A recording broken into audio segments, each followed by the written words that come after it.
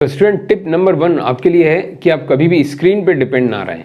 बच्चे क्या करते हैं जनरली, जैसे ही कोई फार्मूला उनको चाहिए, जैसे ही कुछ भी नहीं आया, सामने मोबाइल रखा है, उसमें लिखा गूगल पे वॉल्यूम ऑफ द सिलेंडर, आ गया formula pi are square h, a plus B whole square आ गया और लिख लिया और कर लिया। तो ये जो स्क्रीन पे आप देखकर अगर करते हैं तो बहुत बड़ी गलती कर रहे हैं। ये क्या होता है कि जो इंटरप्रिटेशन है, जो आपने देखा, विजुअलाइज किया स्क्रीन को, वो आपके ब्रेन में हमेशा नहीं रहता, वो निकलता जाता है। वो रिकॉर्डिंग थोड़ी देर के लिए होती है, वो निकल जाती है, लेकिन जो आप लिख के याद करते हैं वो हमेशा के लिए रहती है।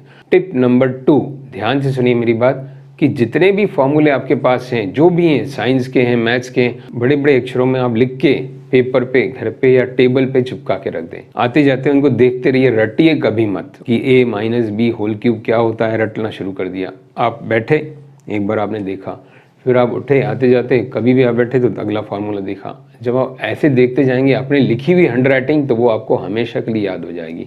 और दूसरी बात, हर फॉर्मूले के ऊपर 10-10 क्वेश्चन का एक टारगेट बनाइए। हर फॉर्मूले, मान लीजिए टोटल 25 फॉर्मूले से मैथ्स एंड साइंस मिला के फॉर एग्जाम्पल, तो हर फॉर्मूले के 10 क्वेश्चन आपको करने हैं, थोड़े इजी थोड़े टफ।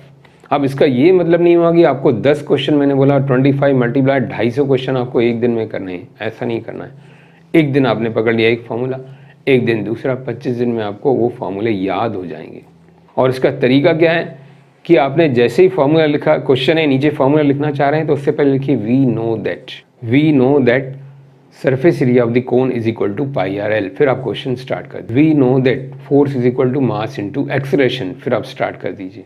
इससे क्या होता है, जो हम वी नो दैट करके लिखते हैं पहली लाइन, वो एक अफर्मेशन बन जाता है, वो अंदर अपने आप से एक प्रॉमिस बन जाता है कि वी नो दैट, मैं सही में इसको जानता हूँ।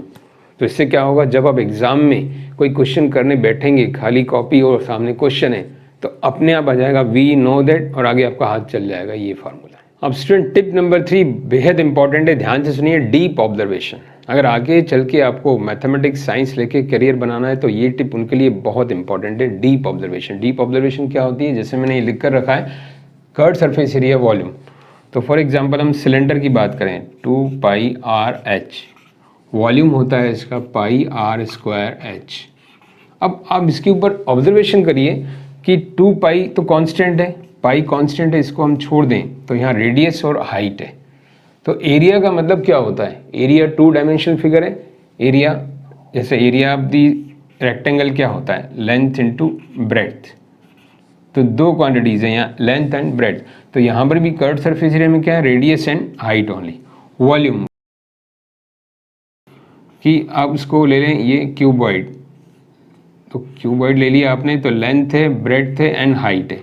तो ये 3 डायमेंशनल फिगर है, लेंथ ब्रेड्थ एंड हाइट। तो इसको कंपेयर करें तो यहाँ भी 3 आ रही हैं चीज़ें, 2 बार रेडियस देन 1 बार हाइट। तो क्या हो गया, यहाँ वॉल्यूम में 3 चीज़ें हैं, 2 बार रेडियस 1 बार height, r square h. 3 dimensional figure है, क्योंकि ये वॉल्यूम क्या है, 3 डायमेंशनल है, लेंथ ब्रेड्थ हाइट 3 चीज़ें आती हैं वॉल्यूम में। लेकिन एरिया में क्या होता है, 2 चीज़ें आती हैं। तो यहाँ ये 2 हैं और यहाँ ये 3 हैं। तो ये कॉन्सेप्ट्स भी दिमाग में आप रखेंगे तो भी आपको फॉर्मूले बहुत अच्छे से याद हो जाएंगे। डीप ऑब्जर्वेशन का एक और एग्जांपल मैं आपको बताना चाहूँगा। देखिए student, volume of the cylinder जो मैंने लिख कर रखा है, ये pi are square H, volume of the cone 1/3 pi are square H. तो इसका मतलब क्या हुआ, आप इसको डीपली ऑब्जर्व करिए। ये इसका 1/3 है। अगर ये हाइट सिलेंडर की और कोन की सेम है और रेडियस भी दोनों का सेम है, तो इसका मतलब क्या हुआ कि अगर मैं इस कोन को पूरा भर के इसमें फिल करूं तो 1/3 आएगा खाली, और एक और कोन भर के पानी का या सैंड का कुछ भी चीज़ डालूं तो ये 2/3 हो जाएगा, और एक और कोन डालूं तीसरा तो ये पूरा भर जाएगा। मतलब 3 कोन्स अगर फिल करके मैं इसमें डालूं तो ये सिलेंडर भर जाएगा। तो इसका मतलब क्या हुआ कि सिलेंडर एंड कोन अगर सेम हाइट सेम रेडियस के हो तो उनमें रिलेशन क्या है, 1/3 है। इसका pi are square H volume है, तो ये कितना है, 1/3 of pi are square H. तो इस तरह की कई स्टडीज़ हैं, कई डीप ऑब्जर्वेशन है, आप खुद भी कर सकते हैं। जैसे a plus B whole cube है तो इसमें सब प्लस प्लस प्लस प्लस होता है, a minus B whole cube expand करेंगे तो माइनस माइनस माइनस माइनस होता है। इस तरह के डीप ऑब्जर्वेशन आप करके अपने आप के लिए बहुत अच्छी तैयारी कर सकते हैं। जापान में ये टेक्निक सिखाई जाती है, रिसर्च करना, छोटी छोटी रिसर्च करना, ऐसा नहीं बड़ी रिसर्च, ये छोटी छोटी रिसर्च है अपने ऊपर करना कि हमें क्या नहीं आता, हम कैसे कौन सी टेक्निक लगाएं। और आपके मन में भी कोई टेक्निक हो तो आप कमेंट सेक्शन में शेयर कर सकते हैं ताकि अदर स्टूडेंट भी बेनिफिशियल हो। अगले वीडियो में फिर मिलते हैं कुछ इंपॉर्टेंट टिप्स के साथ, और कोई डाउट हो तो आप कमेंट सेक्शन में ज़रूर लिख सकते हैं। Thank you.